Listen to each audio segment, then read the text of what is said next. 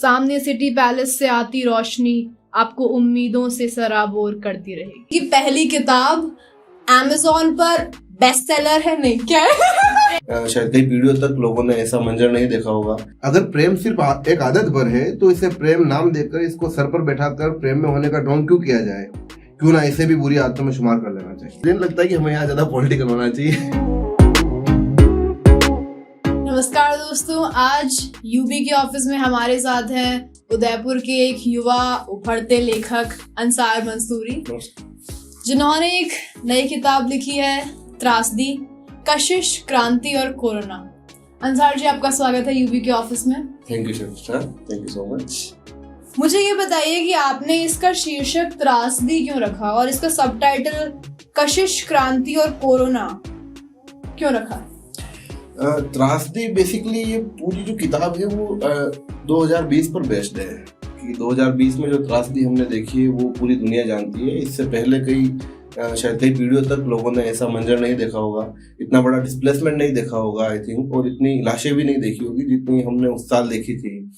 और उसके बाद अपन बात करें अगर कशिश, क्रांति और कोरोना की, तो कोरोना तो बेशक 2020 में एग्जिस्ट कर ही रहा था, बहुत ही अपने चरम पर था। उसके साथ ही कशिश और क्रांति इसीलिए कि उस साल कुछ ऐसी भी घटनाएं हुई थी जो बदलाव ला सकती थी, जो पूरे देश एक साथ सड़कों पर था उस वक्त। वो अपने अपने मुद्दे थे, कोई क्यों था अपन उसको नहीं जानते हैं, बट उस वक्त सीए के भी एंटी सीए प्रोटेस्ट हुए थे। उस वक्त ही किसान आंदोलन भी शुरू हो गया था 2020 के एंड होते होते। तो डेट्स व्हाई आई इन्वॉल्व क्रांति इन दिस बुक। और जहां तक हम कशिश की बात करें तो मेरे को ऐसा लगता है कि कशिश और क्रांति दो अलग अलग चीजें नहीं हो सकती है। इश्क और इनकलाब तो साथ ही होता है। बिल्कुल सही है, बिल्कुल सही बात कह रहे हैं आप। तो है तो ये उपन्यास, और आपने कहा कि ये साल 2020 पर आधारित है, मतलब सत्य घटनाओं से भी प्रेरित है।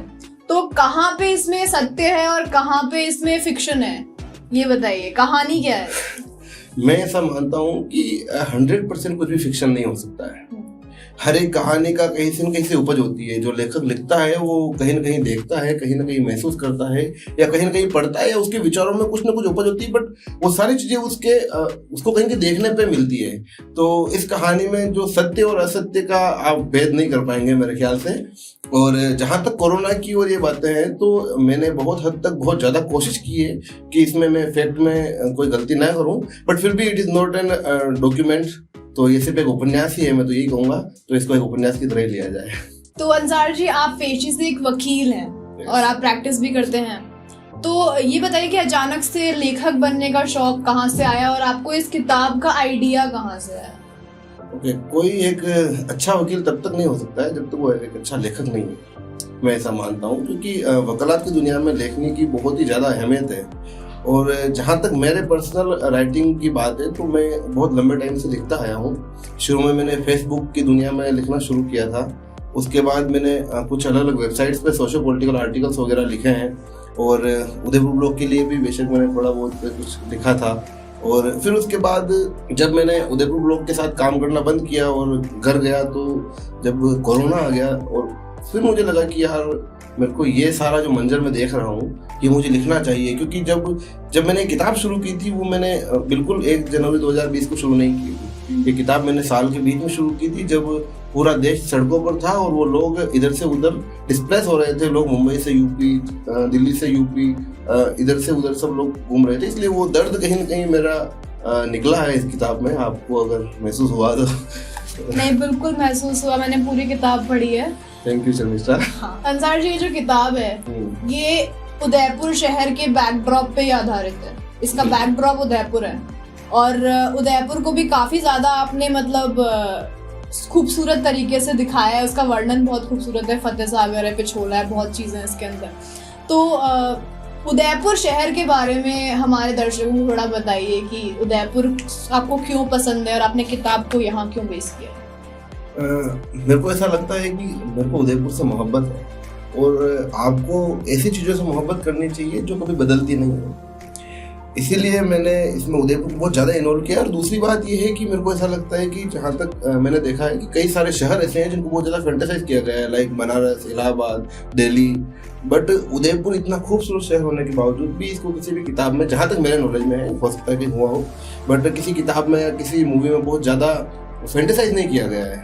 तो इसीलिए मेरे को लगा कि मेरे को उदयपुर को इसमें इन्वॉल्व करना चाहिए। तो अंसार जी ये बताइए कि आपने इस किताब का नाम त्रासदी रखा और आपने बताया कि कोरोना की त्रासदी के साल पर आधारित है इसलिए, लेकिन इस किताब में और भी कई त्रासदियां हैं, कुछ निजी हैं, कुछ वैश्विक हैं, कुछ राष्ट्रीय हैं।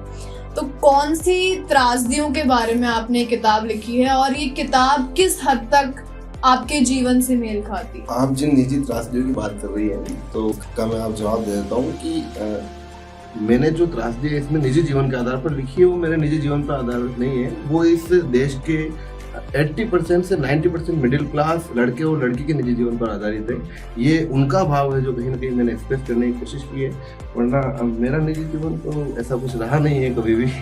इस किताब में आपने काफी राजनीतिक मुद्दों को भी उठाया है, तो किन किन राजनीतिक मुद्दों को आपने उठाया है और देश की राजनीति पे जो अभी हो रहा है उस पे आपका क्या ख्याल है?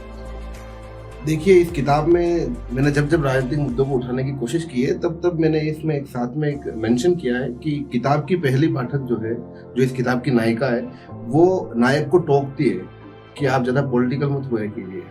तो मैं वो बात यहाँ पे भी अप्लाई करता हूँ कि मुझे नहीं लगता कि हमें यहाँ ज़्यादा पॉलिटिकल होना चाहिए। It's better to be. अच्छा, ये बताइए कि ये किताब तो आपने लिख दी, अगली किताब का आपका क्या प्लान है और उसकी विषय वस्तु, उसकी कहानी क्या होने वाली है? ये किताब लिखने के बाद जब मैं कोर्ट गया, जब मैंने कोर्ट प्रैक्टिस शुरू की एडवोकेसी की, तो वहाँ एक जूनियर एडवोकेट का एक फिनोमिना है। तो एक जूनियर एडवोकेट को बहुत ज़्यादा स्ट्रगल करना पड़ता है। तो मैंने कहीं ना कहीं उन जूनियर एडवोकेट्स के बारे में लिखने की कोशिश की है, क्योंकि ये भी मेरे को लगता है कि ऐसा कुछ अभी तक मैंने नहीं देखा है। एस्टेब्लिश एडवोकेट्स का बताया गया है, कई सारी मूवीज है जिसमें आपको बहुत ज़्यादा डेकोरम दिखेगा, बहुत ज़्यादा फैंटेसाइज करने वाले एडवोकेट दिखेंगे जिनके पीछे फौज है, बट जो पीछे की फौज में जो खड़ा है ना, उसकी क्या फीलिंग्स है, वो क्या सोचता है, वो क्या कर रहा है, ये कहीं नहीं दिखा गया है। इसीलिए मेरी अगली बुक जो आने वाली है वो इस सारी कार्यशैली पर आने वाली है, जिसका नाम द जूनियर एडवोकेट रहेगा। ये इस बार तय हो गया है, पिछली बार नाम में बहुत कंफ्यूजन हुआ था। ओके। अच्छा, ये जो किताब है उसमें काफी ज्यादा असली मुद्दों को उठाया गया है, आसपास जो भी घटनाएं हो रही हैं उनको उठाया गया है, लेकिन इसकी शैली जो है वो एक उपन्यास के तौर से है। तो मतलब इसमें काफी हमें यथार्थ भी दिखता है और काफी ज्यादा हमें कहानी भी दिखती है।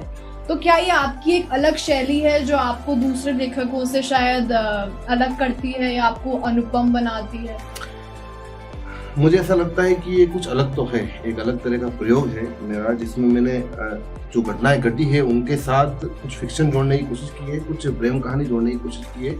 और इसमें दूसरा मैं ये कहना चाहूँगा कि मैं मंटो साहब से बहुत प्रभावित हूँ कि जो हुआ है वो क्यों ना लिखा जाए, उससे कैसा बेर, हकीकत से कैसा बेर। तो इसीलिए मैंने कहीं ना कहीं जो हुआ है वो लिखने की कोशिश की है, हर एक पहलू पे, चाहे वो कशिश का पहलू हो, चाहे क्रांति का हो या कोरोना का। बिल्कुल सही बात कही आपने। मंटो का जिक्र किया जिन्होंने हमारे मतलब देश की सबसे बड़ी त्रासदी पर काफी कुछ लिखा है, विभाजन पर, और आपने भी त्रासदी पर लिखा है। तो मुझे किताब बहुत अच्छी लगी और इस किताब की कुछ पंक्तियां जो उदयपुर को समर्पित है, जो मुझे बहुत अच्छी लगी, वो हमारे दर्शकों को हम पढ़ के सुनाते हैं। इन सारी बातों के साथ एक और चीज भी है जो परमानेंट है, वह है सामने का नजारा। दोस्त, प्यार, रिश्ते बनते हैं, बिगड़ते हैं। कभी आप उनकी उम्मीदों पर खरा नहीं उतरते, कभी वह आपकी पर नहीं उतरते, लेकिन अमराई घाट आपको कभी निराश नहीं करेगा। आसपास से आई हल्की हल्की गानों की आवाजें, नंगे पांवों से टकराती पिछोला की लहरें, बदन में अचानक से ठंड का एहसास कराने वाली ठंडी हवाएं कभी आपका साथ नहीं छोड़ेंगी, क्योंकि चाहे इस शहर में लोग खत्म भी हो जाएं, पर ये लहरें थपेड़े खाती रहेंगी, ये ठंडी हवाएं चलती रहेंगी।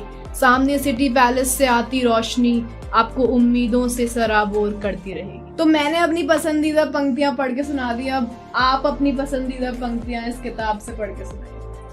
हालांकि पूरी किताब ही मेरी पसंदीदा है, बट फिर भी मैं आपको कुछ निकाल के, एक दो है जो मुझे काफी पसंद है, जिनके कुछ पोस्टर्स भी वायरल है।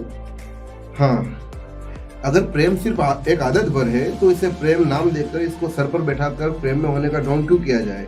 क्यों ना इसे भी बुरी आदतों में शुमार कर लेना चाहिए। क्या बात है, क्या बात है। तो ये थे अंसार मंसूरी, जिनकी पहली ही किताब त्रासदी अमेज़न पर ट्रेंडिंग में है, और ये हमारे ही शहर उदयपुर के उभरते हुए लेखक हैं। तो इनको सपोर्ट कीजिए, इनकी किताब को फ्लिपकार्ट और अमेज़न पर ऑर्डर कीजिए, इसको पढ़ने का आनंद लीजिए। इस दिलकश शहर पर आधारित इस दिलकश किताब को पढ़िए और अपने रिव्यूज हमें बताइए। Thank you. धन्यवाद।